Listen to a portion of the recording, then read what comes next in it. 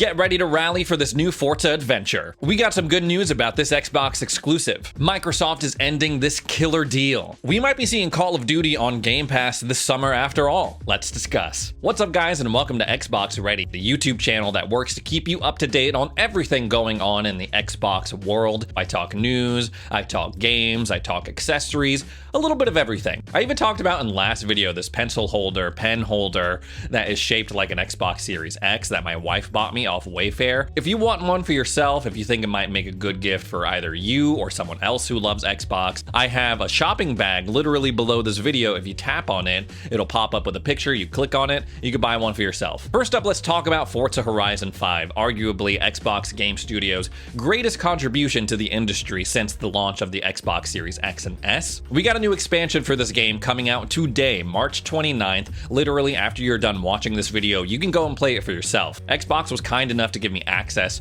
to Rally Adventure for the past week. Big shout out to them. Marketing for this claims that they're going to bring the dustiest and dirtiest races to this game as part of this expansion, and honestly I think that's pretty accurate. First of all, in Rally Adventure they give you a whole new map. It's called Sierra Nueva, and it's separate from the base game, of course, and it comes with 6 different biomes. They got one that's all about dunes and sand, they got a new town in there, they got a whole forest that comes with destructible trees. You can literally run over every single tree in this biome. Sometimes in the base game they throw a tree at you where it just stops you cold. You can't run over it, you can't destroy it. In this forest you can literally run over every single tree. I love driving through this. The multiplayer stuff, obviously, since it's a preview build, honestly it's not popping, so I was just playing the single player stuff. For the campaign you play your way through 3 different teams. It's basically street racing, it's asphalt, it's all about like the tight turns and like the more technical aspect of driving in this game. And one team is all dedicated to events that occur at night and usually in crazy weather conditions. For the campaign you make your way through these 3 teams, you do the races, you do the PR stunts,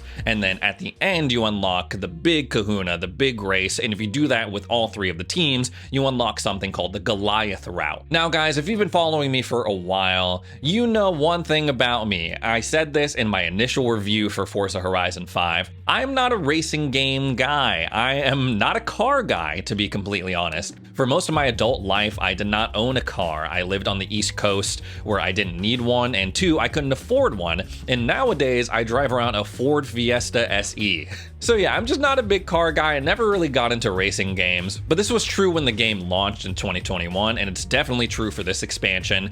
Even if you're not into racing games, at least for me personally, I find myself getting heavily invested in what's going on with whatever Forza's doing. It happened to me last game with the Hot Wheels expansion, happened to me again with the Rally Adventure. I think a huge part of that is that you just have such a huge variety of things to do, and that is especially true in Rally Adventure with the off-roading events, with the street events, with the nighttime events, and then they throw some other stuff at you, kind of like in the base game where they're like, hey, you're tired of racing? Go see how far you can launch yourself off this freaking cliff. The variety is something I've always enjoyed about this game, and something that I think they doubled down on with this expansion. You could probably tell by the footage that I'm not exactly the best at this game, but I also forgot that how good this game is at building you up to where you are good. It'll start you out like, oh, you have the drive line, oh, you're doing like novice or average, and then it'll start to take notice like, oh, you know, you're winning races pretty easily, you want to bump up the difficulty, do you want to take the drive line away? And then it slowly builds you up until you have the confidence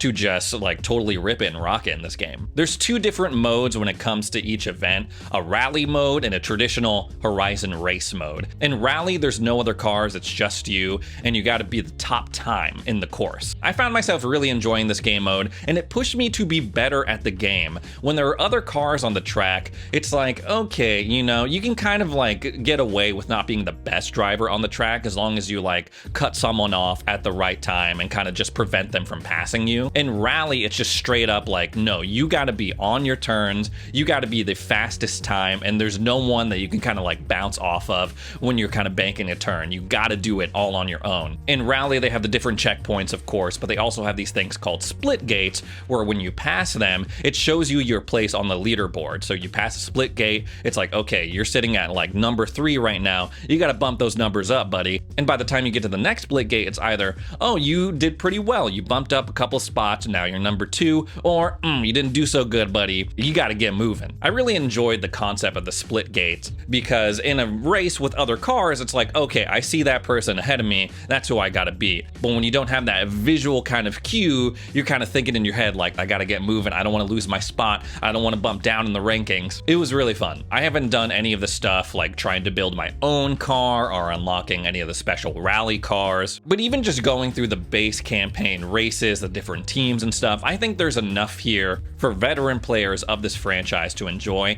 and enough stuff there to make newcomers like me want to jump in. I really enjoy the off-road dirt tracks in this expansion. I think they provide a variable that is just so fun. The only thing I will say in the rally modes for these different races, they have a helicopter that follows you that calls out the different turns, and then when you're racing at night, they have a little spotlight from the helicopter as it's following you. The callouts are helpful, but sometimes the freaking audio from the propellers on the helicopters is just way too crazy. I play with headphones, and already it's pretty loud and crazy with the music, with all the audio stuff and sound stuff from the car, and then you got these this freaking chopper over me. It's like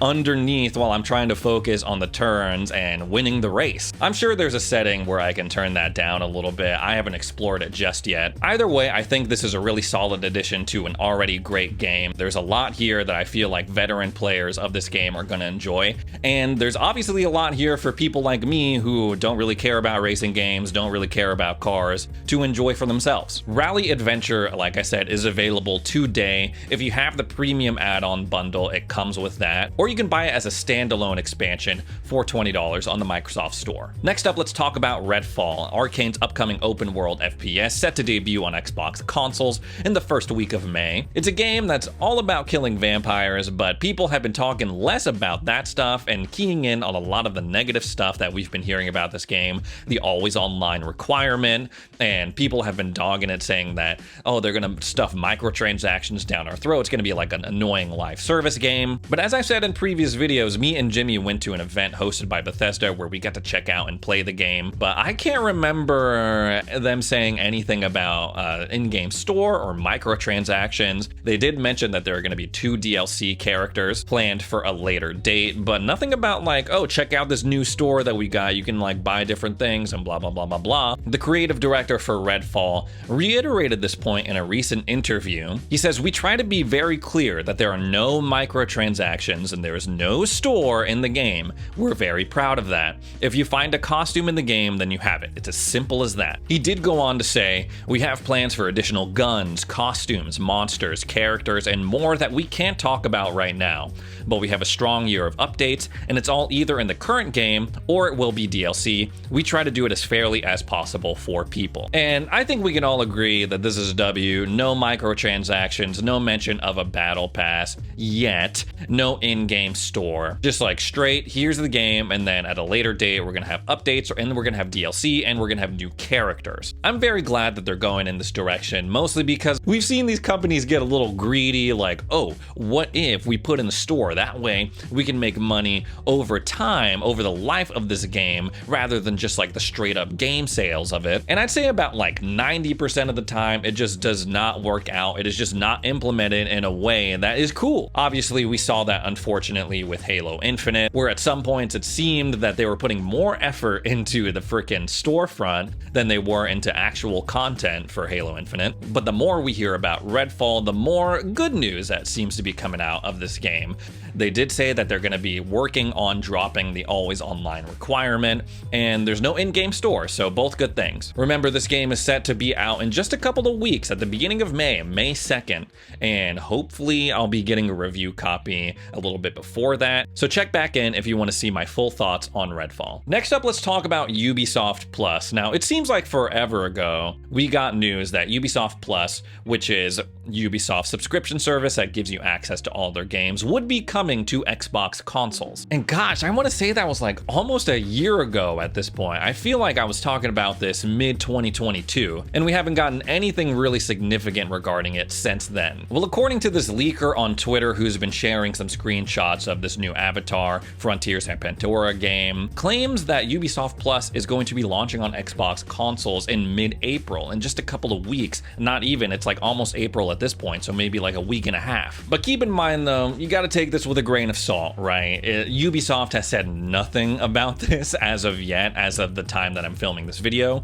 which is the Monday before I upload it. I don't know, like, who is Ubisoft Plus for? I find it hard to believe that gamers and just consumers in general are chomping at the bit to sign up for another subscription service. We know that Ubisoft Plus is not going to be bundled into Game Pass, so that's already a no. And according to their website, Ubisoft Plus starts at $14.99 a month, the same price as Game Pass Ultimate. Are people really going to double down? People, especially those who have Xbox Game Pass Ultimate, are they going to spring for Ubisoft Plus? Like, who out there is like a huge Ubisoft fan that would want this? I mean, I'm sure there's a lot of people out there, but it's a small percentage of the overall gaming market. And arguably, if you're a huge Ubisoft fan, chances are you own a lot of their catalog already, making the need for a subscription service for their games redundant, especially when you consider that there is a good amount of Ubisoft games on Game Pass already. Rainbow Six Extraction, Rainbow Six Siege, Far Cry 4, Assassin's Creed Odyssey, and Origins. So I'll be interested to see how the service even does on consoles, on either platform, PlayStation and Xbox. But the more I think about it, the more I'm like, I don't know, guys. Next up, Xbox is killing this deal. The infamous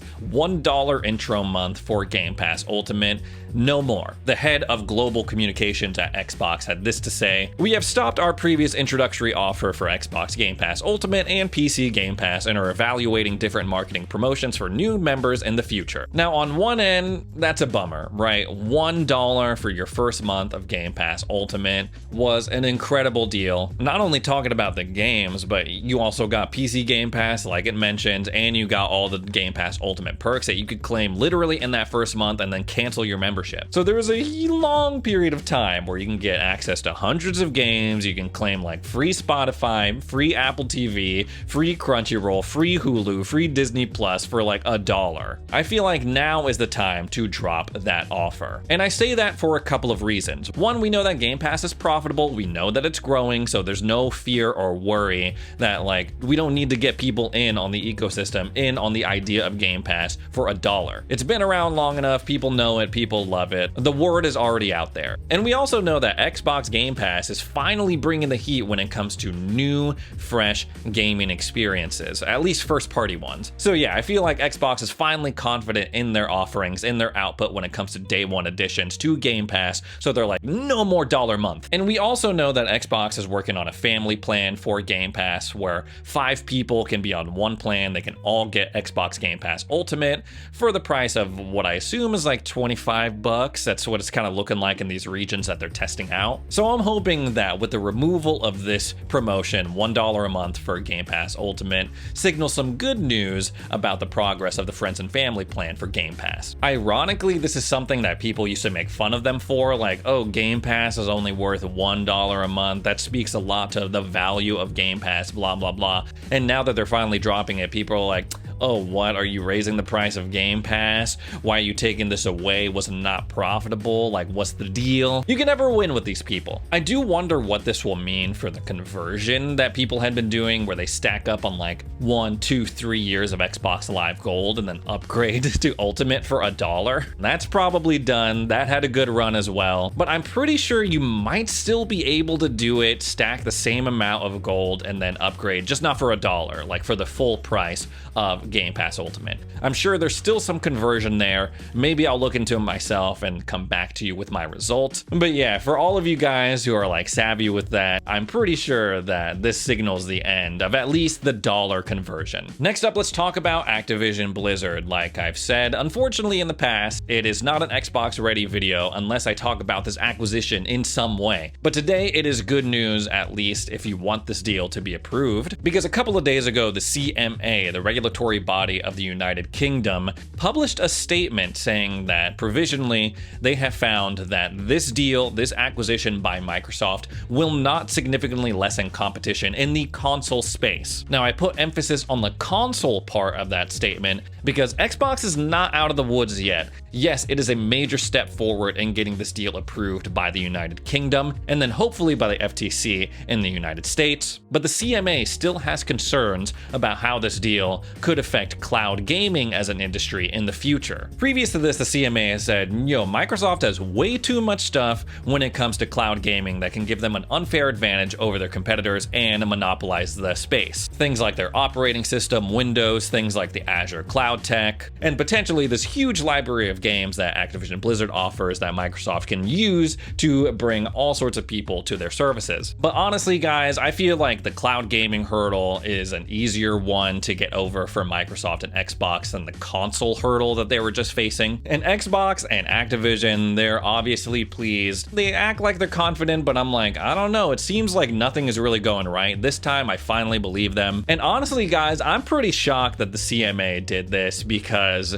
prior to this, it seemed like they were just so staunchly against this deal going through no matter what. It didn't seem like they were impressed at first by these 10-year deals that Xbox was signing with Nintendo, Nvidia, Boosteroid, all those deals. They were like, well, nah, it doesn't matter. And I was like, I don't know, man. They just don't seem like they want this deal to go through. So this is definitely a major step in the right direction for Microsoft if they want to close this deal. And shockingly, it seems like this could wrap up by the time that Xbox said that it would wrap up. At the beginning, when they announced this deal, they were like, yeah, we're thinking like summer 2023. And at first I was like, yep, that sounds reasonable. A year and a half from now seems like a pretty good timeline. And then as we got to the end of 2022 and the FTC was like, we're suing Microsoft, the CMA was like, we're not about this deal. The European Union was like, we're not about it either. I was like, ooh, this may be probably gonna take a little bit longer if it goes through at all. But now it seems that the European Union is on board, the CMA seems to be sort of on board, and the FTC, well, they're still suing Microsoft, so we'll see how that goes. But there is a very real possibility that we are going to get a definitive yes or no on this by the end of April, and then that would line up perfectly with the freaking summer 2023 timeline that Xbox first put out. It might be the first thing in the history of games where a company says, yeah, we expect it to be done or be out by this time, and it actually happens. No delay, no nothing. A final result from the United Kingdom is expected to come April 26th, and we could maybe be seeing Call of Duty on Game Pass this summer. We could maybe be seeing Diablo 4 on Game Pass as well, which would be sick. Anyways, guys, that's all the news I have for today. Thanks so much for watching. We'll see you in the next video.